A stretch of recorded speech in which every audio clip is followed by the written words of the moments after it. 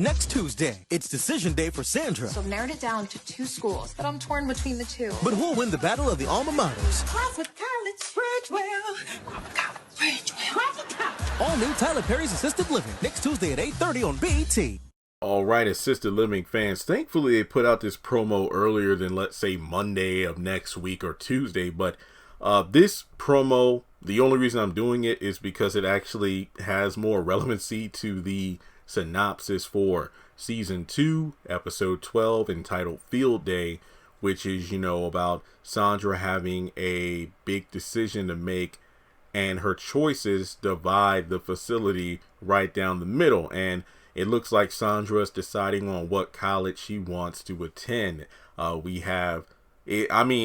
going to kind of assume that based on the photo, it's going to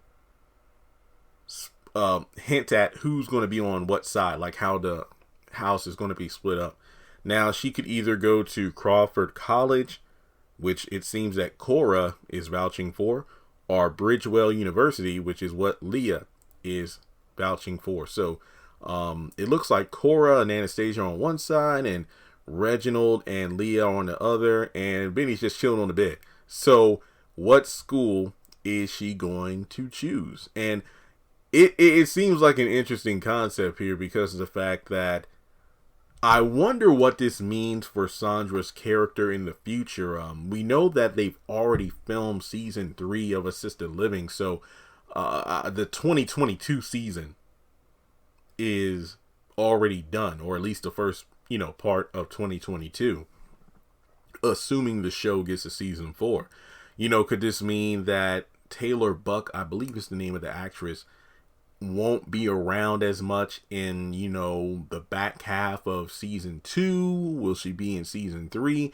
Given that Tyler Perry films things so quickly, I could believe that, she will be around sporadically, maybe during big episodes like family events or holidays. I do know that her actress is, I believe, a series regular in season 2 of Superman and Lois, which is currently filming.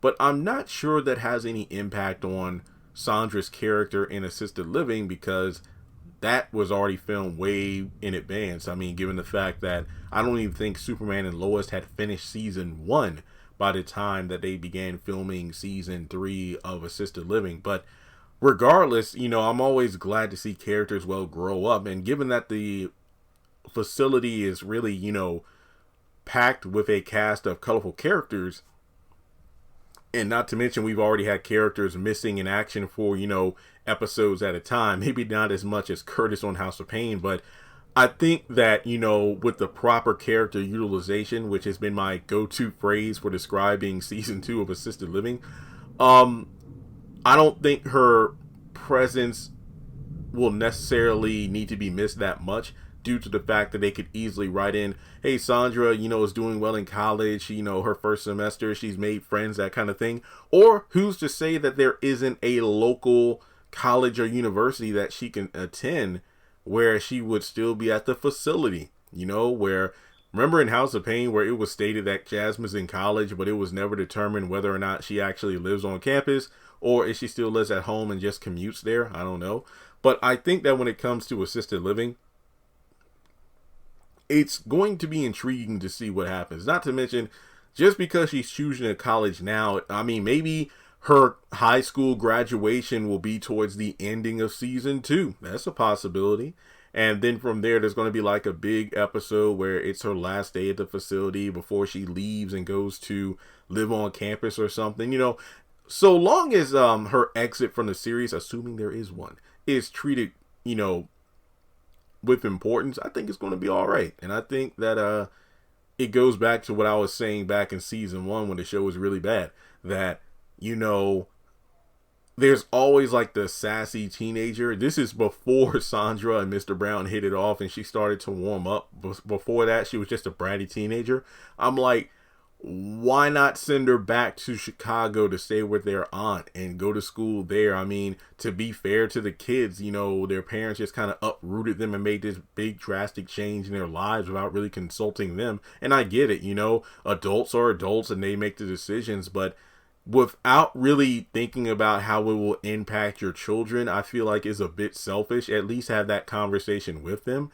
I mean, I felt the same way about Family Reunion on Netflix, which I've still only watched season 1. And with the character just being so bratty and not wanting to be there, it's like, well, just send them back. I mean, we could work around it, but now it's like, dang, now when you make her really likable and, you know, I know it's going to hurt the family, not say the family, I mean everybody at the facility, to not have her around.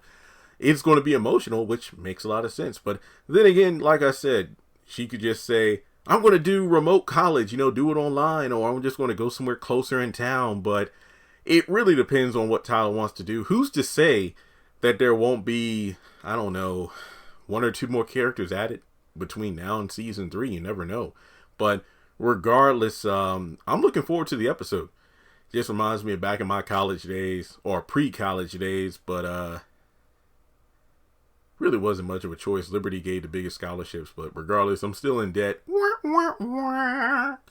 So, with that being said, wait, I'm still wondering what this has to do with Brown and Vinny and the toilet paper challenge. Huh, okay. So, thanks so much for tuning in. Make sure you take a moment to hit like and subscribe, as well as the bell icon, and select all. That way you know whenever I upload content to the channel.